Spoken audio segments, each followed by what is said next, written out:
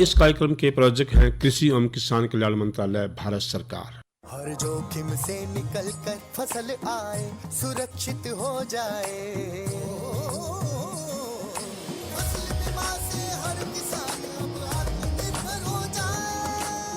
संकट के समय प्रधानमंत्री फसल बीमा योजना किसानों के लिए वरदान है। अब सूखा पड़े या बाढ़ आ जाए कोई डर नहीं, अब ओले पड़े या कीट पतंगे फसल खा जाए कोई फिक्र नहीं, क्योंकि हमने लिया है प्रधानमंत्री फसल बीमा।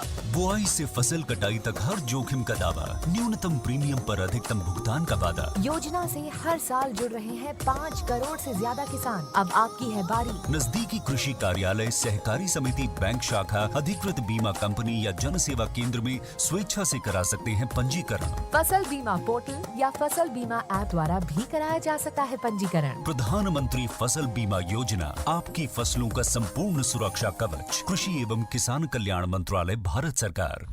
गिरधारी भाई राम राम। वीरेंद्र भाई, आपने भी और कार्यक्रम के सभी सुनने वाली राम राम।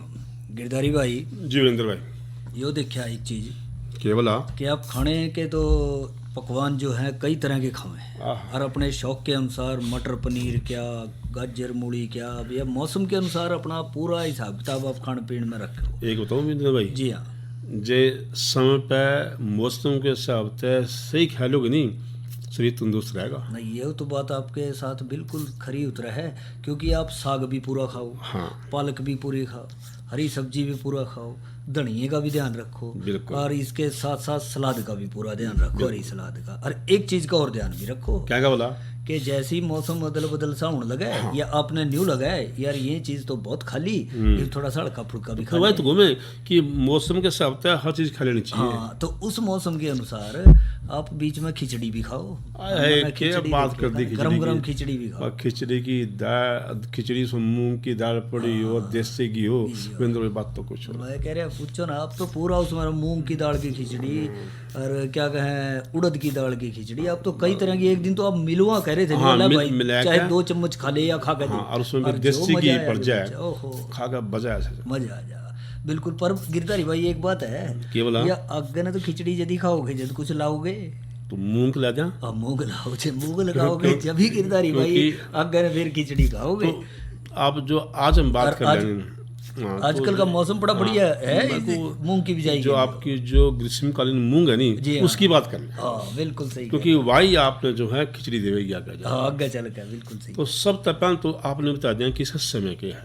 हाँ, कि जब आपने नाम से ले दिया ग्रीष्मकालीन मूंग, तो मार्च और आधा अप्रैल, हाँ बिल्कुल सही कह रहे हो, चल रहा है मार्च तो पूरा चल रहा है, पड़े 4-5 दिन बिल्कुल। बल्कि न्यू कहते हैं कई बार तो कि मार्च का पिछला पखवाड़ा और अप्रैल का पहला पखवाड़ा, तो दोनों ठीक रहे। ये सब तो बढ़िया मौसम है ग्रीष्मकालीन मूंग का, क्योंकि इन दिनों में ना गिरधारी भाइयों देखिए कई भाई है ना आलू उठाने लग रहे होंगे, कई ने गन्ना भी उठा लिया होगा, या आगे ना नहीं लेने का विचार है, उस खेत में अदल बदल कर दे होंगे फसल चक्र के तौर पर। तो वे खेत खाली हो जाए उनसे टाइम सिर वे मार्च में बोले, और जिनके थोड़े से आगे ना होंगे वे आगे ना बोले। देखिए मूंग की जो बात है नहीं, जी हाँ, कोई कहते दो मूंग खाओ, कोई के साउथ मूंग खाओ, कोई के छिलके वाली मूंग खाओ। एक और बात है गिरधारी भाई, खाने वाली बात तो आप सही कह रहे हैं, कहीं लाने वाली भी कर लें बात। तो न्यू कहें, कहीं तो कह दें ऐसी मूंग लाओ जो उनसी कट्ठी पक जा, और कहीं न्यू कहें जिसकी थोड़ा थोड़ा रुक के फड़ी पकाए और उसकी तोड़े, या एक बारी काटी जा, तो वह भी तो कुछ किस्म में होगा। ऐसा ही बताऊंगा, जब आपने समय तय कर लिया कि आपने मूंग लानी है, तो आपने क्या करना, सब पहला किस्म की बात करनी है। यही बात बिल्कुल, कि जब आपकी किस्म आपके दिमाग में होंगी नहीं तो आप लाओगे, बिल्कुल यह तो है ही है। तो जो हमारी गर्मी वाली मूंग है उसकी किस्त में 2-4 आपने बता दें जो कास्ट हैं।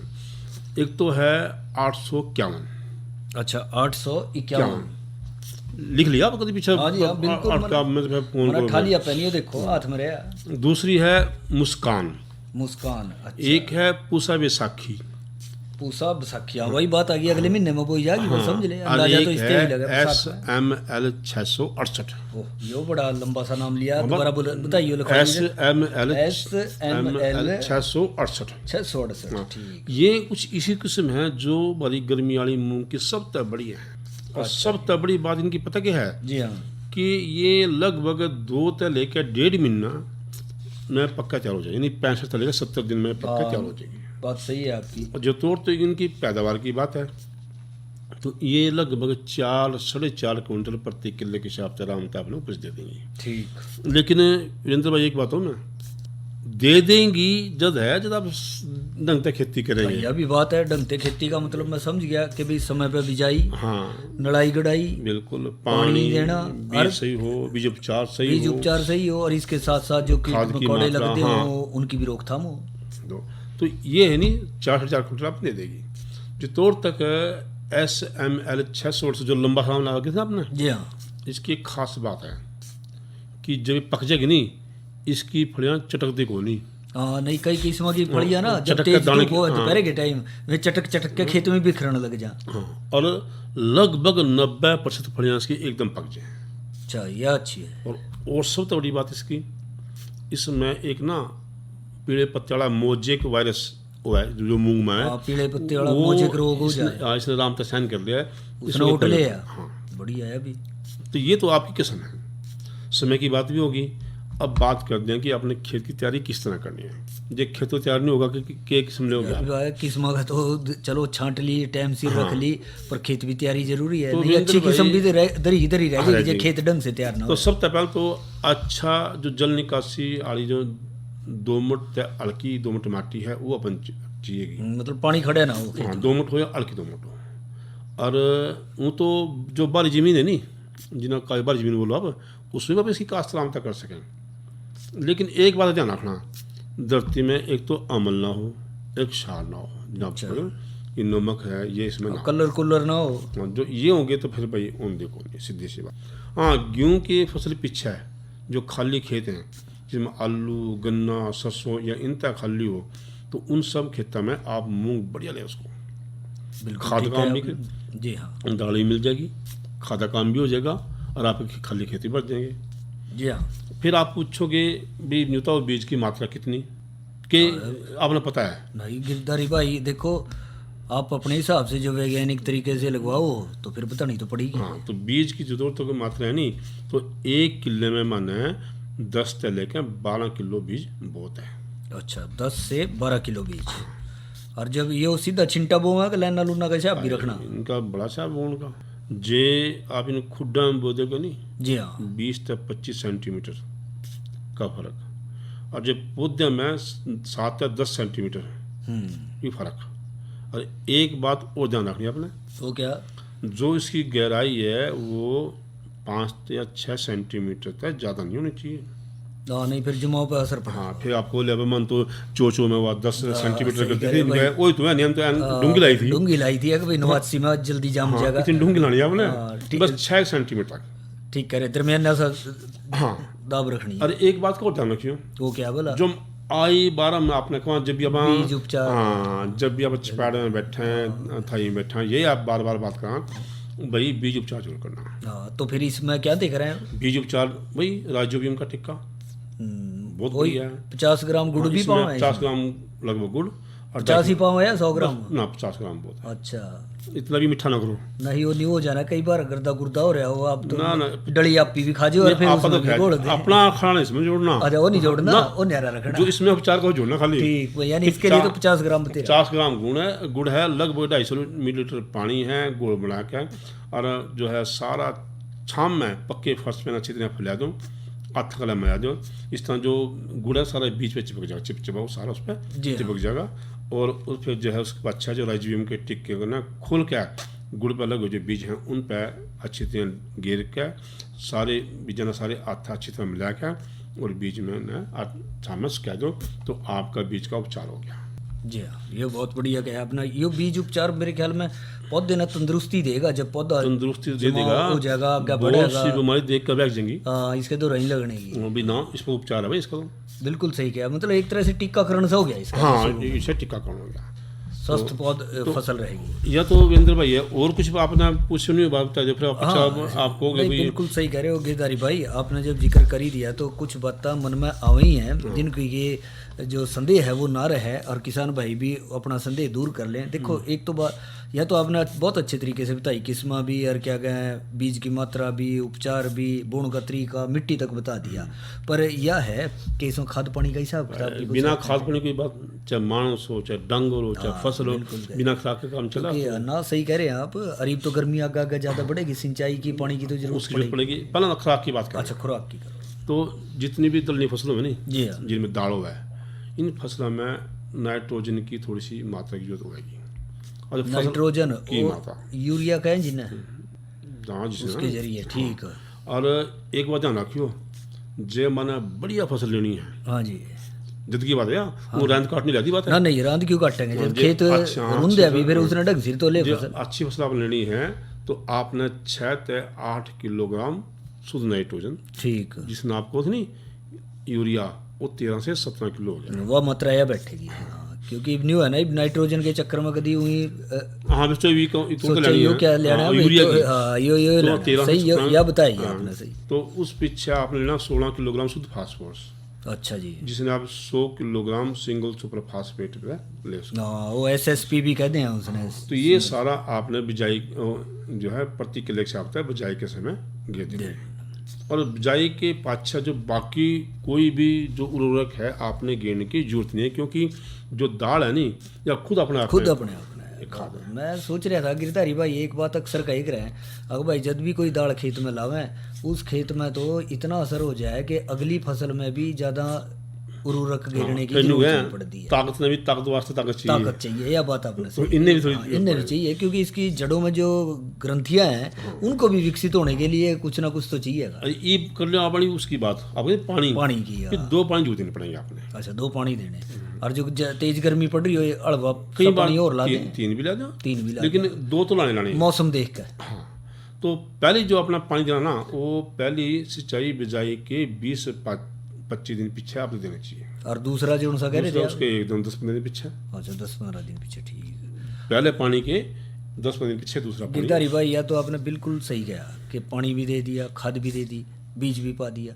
ये खेत में न्यू तो नहीं है कि बीज जो बीज जमेगा उसके साथ वहीं भी तो जमेगा, हाँ, जिनके वहीं बीज जम- कुदरती पहले ही पड़े, हाँ जिनाब खरपतवार खरपतवार कहते, तो इन्हें जमण दें यार, इनका इंतजाम करें ना, कुछ। जे यूं बताइए, आप बैठे हो, आपकी थाली में रोटी है, हाँ, आएगी और कोई और खा गया, यह तो बात सही यूं है। थोड़ी भी आपको मन ना, जाएगा। ना, ना, ना, बिल्कुल सही कह रहे, तो वही बात रोकथाम हो तो जाएगी। जरूरी है। एक बार तो कहेंगे भाई तन्ना खानी है, तेरी और थाली ला देंगे। तो खरपतवार तो सारा खाद पानी ले जाएंगे, जी हाँ, तो वहाँ काटने हैं। तो उस वास्ते फसल की 2 बार आपने नुराई गुड़ाई करनी 2 नड़ाई गुड़ाई, हाँ, इतने में पेड्डे तकड़े हो लेंगे। तो पहले तो आपने 20 से 25 दिन पीछे, और दूसरी आपने 30 से 40 दिन पीछे जो है फसल ने आप नुराई गुड़ाई कर दो, जो आपकी फसल जो है वो एकदम से वो हो जाएगी।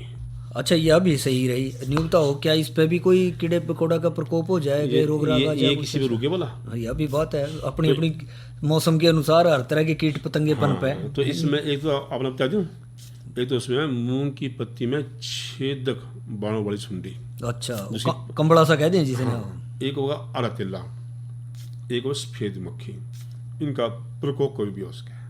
ठीक, तो इनका नियंत्रण या बालों वाली सुंडी हुई, पत्ती तो छेदक हो या? इनके नियंत्रण वास्ते आपने चाहिए 250 मिलीलीटर जो है मोनोक्रोटोफास जी हाँ, 36 चाल, या फिर आप 500 मिलीलीटर जो है क्विनल फास ले लें, ठीक, 25 सीसी, कोई सी एक ले लें, दोनों नहीं, और उसमें 250 लीटर पानी मिला के प्रति किले से आप उसको छिड़काव कर दें, तो भाई रुक जाएगी। अच्छा, यह भी आपने बिल्कुल सही कहा, यह रुक जाएगी। इसी तरह मेरे ख्याल में तेल और सफ़ेद मक्खी की रोकथाम भी हो जाएगी। बिल्कुल होगी। उस वास्ते आपने क्या करना, 400 मिलीलीटर मेलाथियान 50 सीसी ले लें, जी हाँ, या फिर जो है 250 मिलीलीटर जो है डाइमोथिएट ले लें, कोई सा एक ले लें, जिसे रोगोर कहते हैं, 30 सीसी उसका छिड़काव कर कोई सा एक ले ले, और उसने 250 लीटर पानी में मिला के और उसका छिड़काव बनाकर प्रति किले के साथ उसका छिड़काव कर दे। अच्छा गिरधारी भाई, ये तो आपने बहुत बढ़िया बताई। 1-2 साल पहला ये देखा गया था, कई बार आप यूँ कही करते भाई मूंग बोई थी, सारे पेड़े टेढ़े होंगे दिखे थे, हाँ, पता नहीं कि जड़ा में हो जा, नरम सी हो जा, क्या हो जा,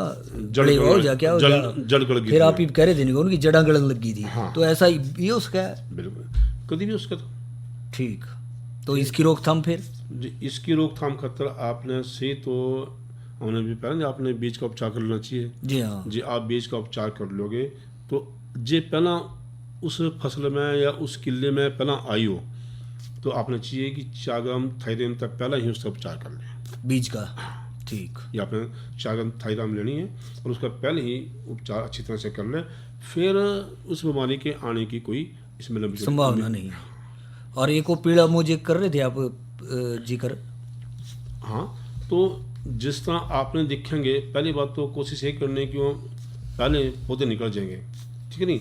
फिर भी है जो हमने बार बार के जो कीटनाशक है उस पर एक कीटनाशक लेकर उसका छिड़काव कर देंगे, 2 या 3 छिड़काव कर देंगे।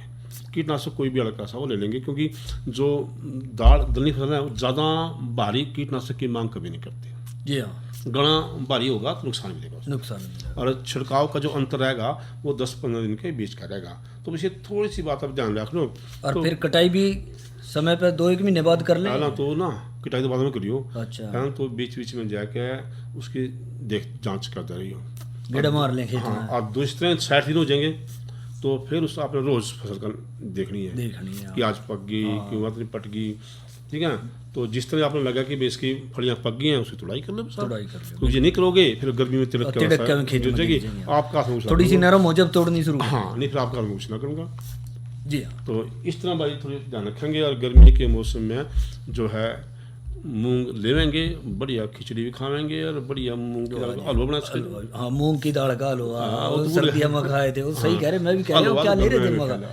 अरे वो तो जब मर्जी बना लियो। अभी जो बताओ आप मूंग वांग खाओगे फागण के महीने कुछ गीत भी सुनाओगे? बस फिर फागण का गीत तो जरूर आप सुनाओगे। तो हाँ, एक फागण का महीने का गीत सुना ताकि लोग न्यू ना कहते देखिए सारा जोर इन्हें खाना पर रखा।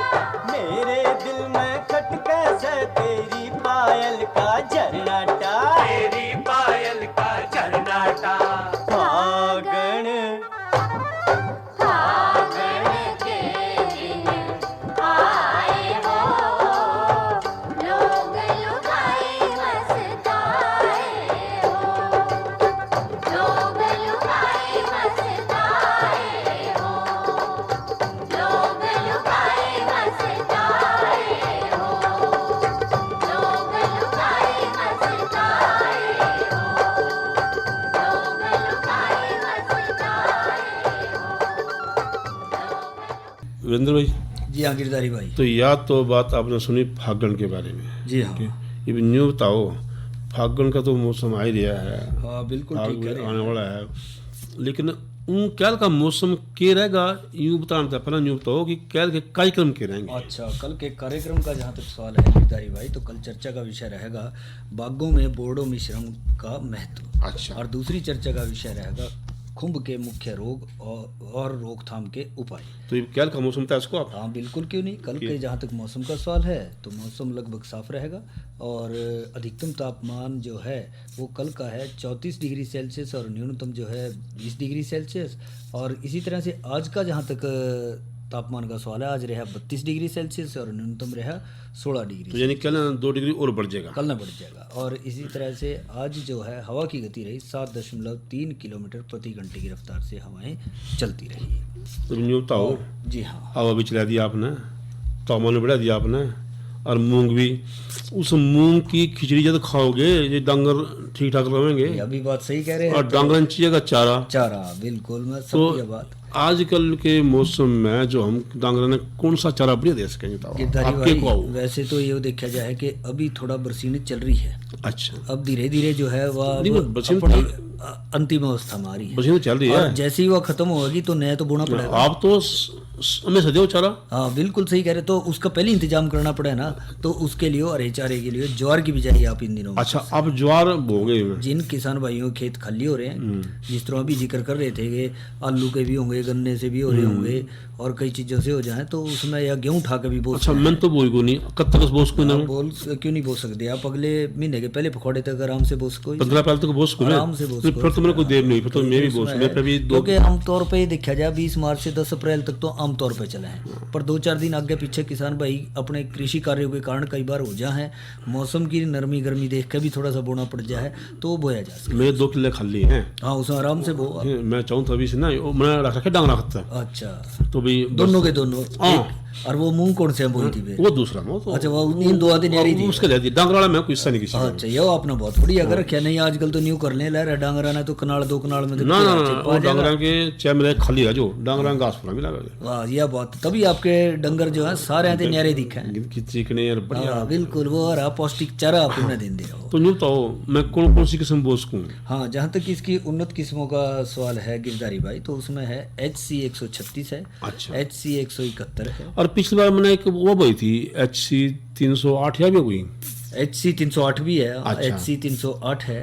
और एक बार आप न्यू पूछा थे, एक बार कौन सी घास का है न्यू गया अभी बोलियो तो हाँ। आपने लगाई थी, वो कैसी हाँ, रही वो आपकी? बढ़िया, वो स्वीट सुडान घास। हाँ बिल्कुल सही कह रहे हो, स्वीट सुडान घास 59.3 थी, वह भी अच्छी मानी जा है। अच्छा, मैं तो एक बार डॉक्टर साहब बोल क्या थे क्या? भी HC 260 कुछ ऐसी किस्म हाँ, मैंने बोल को नहीं। हाँ, वो का देखो अच्छी किस्म है HC 260 भी। और तो इस तरह की कोई और बोल सकते हो? एक है HJ 513 है। अच्छा। हाँ, इनकी यह खासियत है कि ये जो है चारे की कमी के दिनों में भी चारा आपको उपलब्ध करवाएंगे। अच्छा। और आखिर तक जो है चारा इनका लंबे समय तक चले। अच्छा, इसमें ये तो आपने किस्म बता दी, समय बता दिया। जी हाँ। तो और माने जो ध्यान रखना है कि बिजाई का समय मतलब तरीका क्या उसका? हाँ, बढ़िया। जहाँ तक बिजाई का तरीके की बात आप कर रहे हो गिरधारी भाई, कि अच्छे खेत का चुनाव करें। अच्छा। उसकी जुताई अच्छे से कर लें। अच्छा। पहली फसल के कोई अवशेष हैं, फसल अवशेष, उनको खेत में अच्छी तरह से मिला दें।